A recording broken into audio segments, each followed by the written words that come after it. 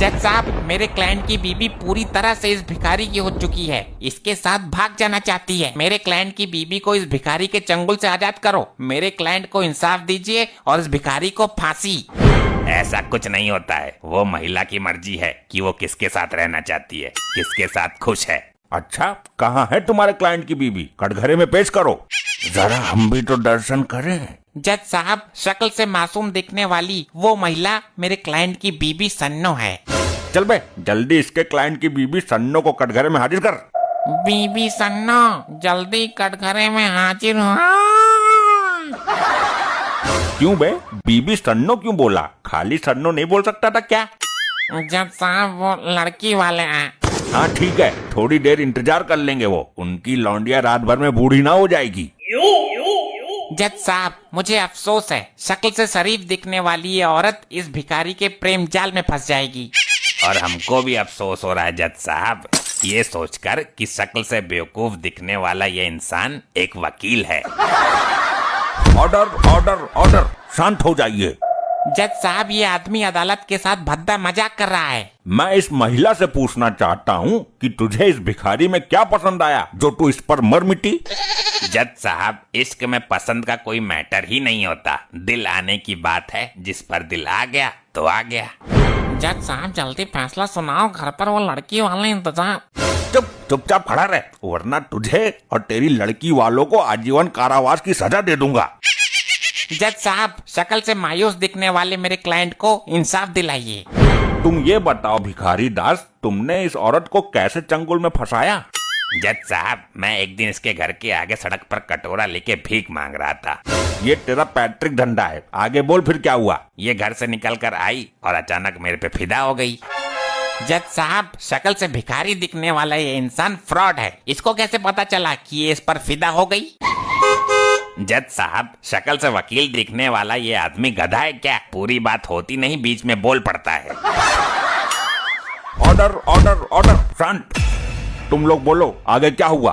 तुम्हारी कहानी इंटरेस्टिंग है। जज साहब, फिर ये धीरे धीरे मेरे पास आई और मेरे भीख मांगने वाले हाथों को चूमने लगी।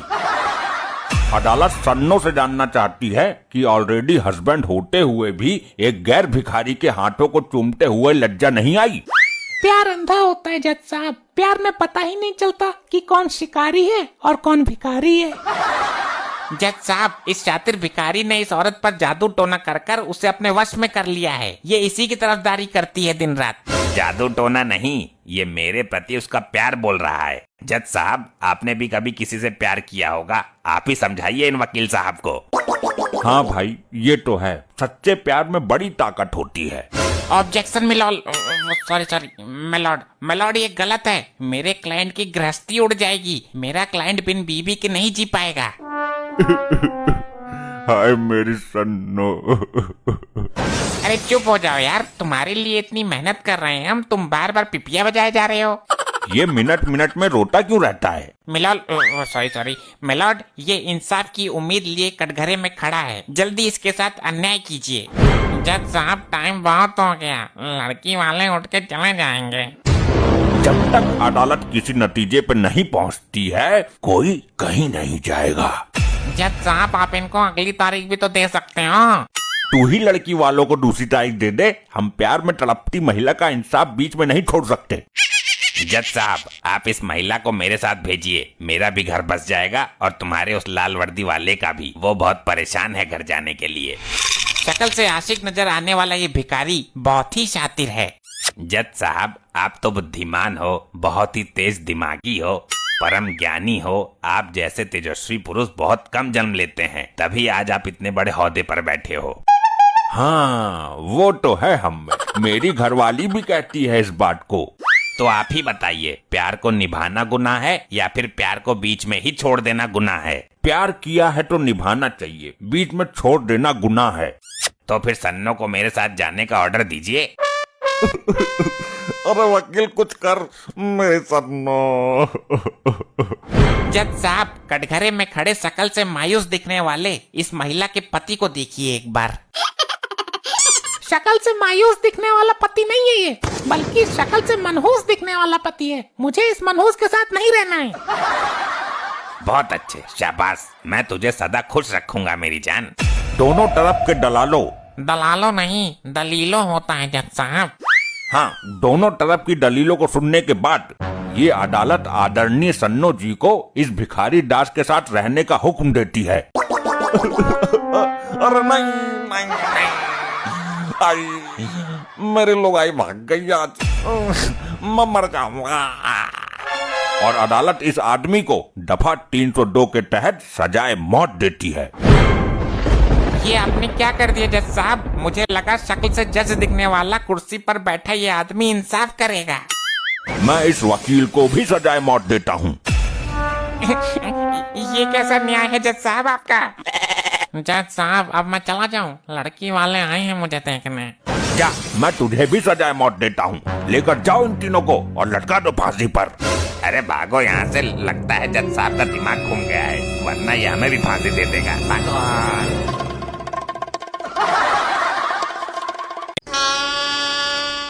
मॉम, मैं ले आया बहू। इतने मोटे पेट की बहू लाया है कमबख्त। शाबाश मेरे शेर, बहू ऐसे ही है ना जैसे मैंने बोला था, रूपवती और गुणवती। मॉम, आज मैंने आपका सर गर्व से ऊंचा कर दिया। आपने तो केवल रूपवती और गुणवती बोला था, ये तो 6 महीने की गर्भवती भी है।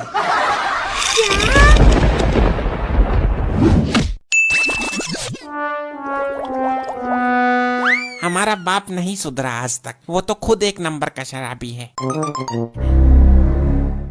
वाह, कितना मजा आ रहा है इसको पीने में। अब मुझे पता चला कि हमारा बाप इतनी दारू क्यों पीता है। अबे नालायक, तू यहाँ छुपकर दारू पी रहा है? Sorry dad. अपनी गलती का एहसास कर और आगे से छुपकर दारू मत पीना। ठीक है डैड, आगे से छुप कर नहीं पीऊंगा, खुलेआम पीऊंगा। बस अब तो खुश। मैं ये पूछ रही हूँ कि क्या हुआ? हाँ हाँ, तुम पूछ रही हो तो हम भी बता रहे हैं। तुम्हारा लौंडा दारू पी रहा है। क्या? आखिर बाप का असर आ ही गया। अभी बोतल के बराबर हुआ नहीं और बोतल खींच रहा है। अब तो इसको सुधारने का एक ही तरीका है, इसकी शादी करवा दो। नहीं, ये आइडिया सही नहीं है। दारू पीकर बीबी को मारेगा, सुधरेगा कैसे? मैं कह रही हूँ, जब काले सिर पर पल्ले बंध जाएंगे तो अपने आप ही सुधर जाएगा। ये बिल्कुल सही आइडिया दिया है मॉम ने, मैं सहमत हूँ। चुप कर, तू तो सहमत होगा ही। अभी तू नाबालिग है, तेरी शादी नहीं हो सकती। अब तो हम दारू तभी छोड़ेंगे जब शादी हो जाएगी। सर पर जिम्मेदारी आ जाएगी तो मैं खुद ही सुधर जाऊंगा। अभी तू कमाता नहीं है, मैं तेरी शादी नहीं कर सकता। तो मैं अपने आप कर लूंगा। शादी करेगा? तू पागल है क्या? मैं ये पूछ रही हूँ जी, जो पागल होता है वही शादी करता है क्या? तो फिर आपने क्यों की थी? इसका मतलब डैड आप भी? चुप कर, मेरे होते हुए इस घर में बहू नहीं आएगी। मैं कह रही हूँ लपट्टी, तू कर शादी और बहू ऐसी लाना जो रूपवती हो और गुणवती हो।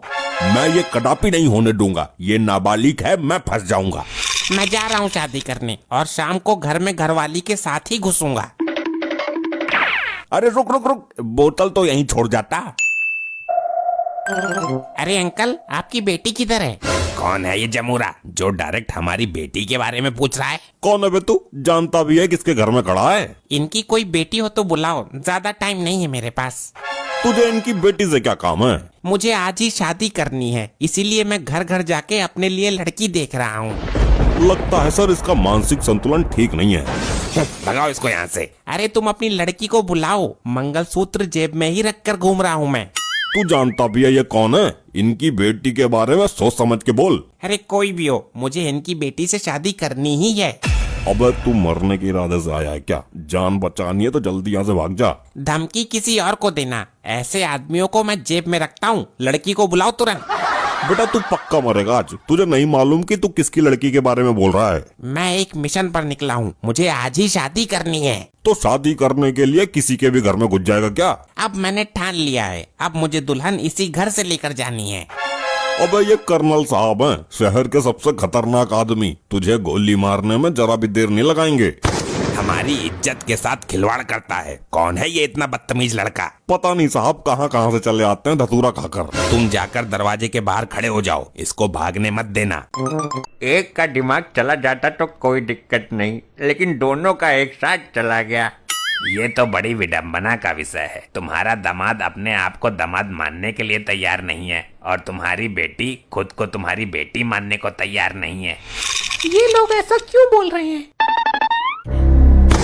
अरे अरे ये मेरी छाती मर्दाना कैसे हो गई? ये तो लपट्टी की बाप की शक्ल है। शक्ल ही नहीं, मैं तो सारी की सारी लपट्टी की बाप बन चुकी हूँ।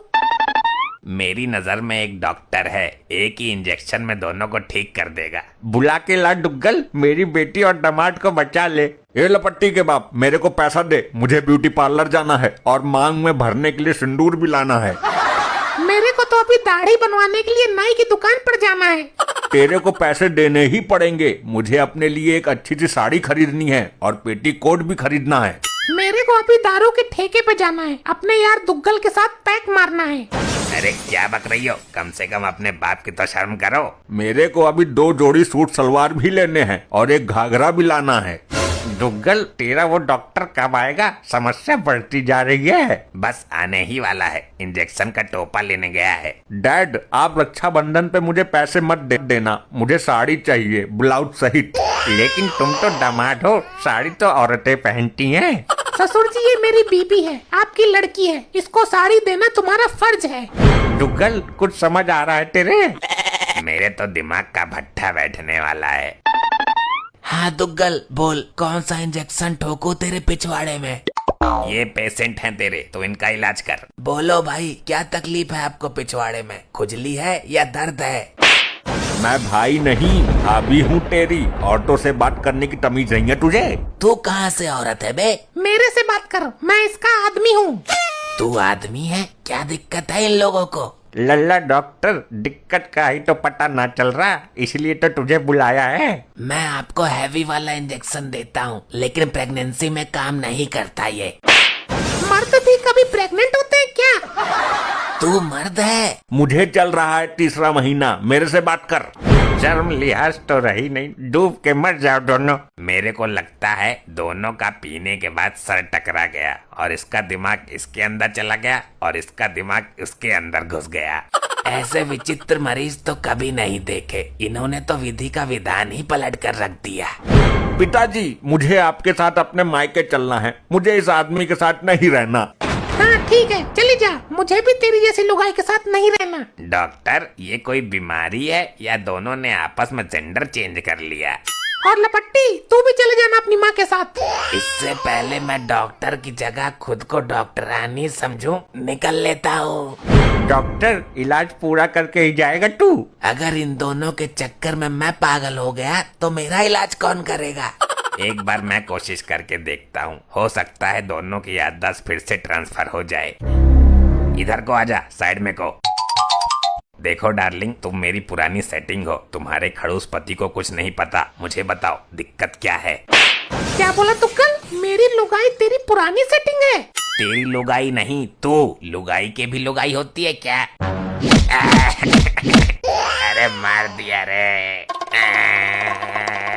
डुग्गल, कुछ हुआ तेरे ट्रीटमेंट का असर उस पर? अरे असर तो मेरे पे हुआ है उसकी मार का। तुम एक बार दामाद जी का ट्रीटमेंट करके देखो। ऐसी लपोड़ ना पालता मैं। अरे कर ले एक बार ट्राई, हो सकता है उधर से कुछ बात बन जाए।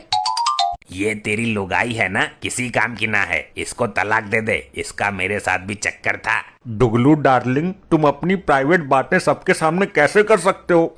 मैं जानती हूँ मेरा चक्कर तेरे साथ था। तेरी नीयत ठीक ना है, तेरे साथ नहीं, तेरी लुगाई के साथ। मैंने कौन सी बेवफाई कर दी दोगले?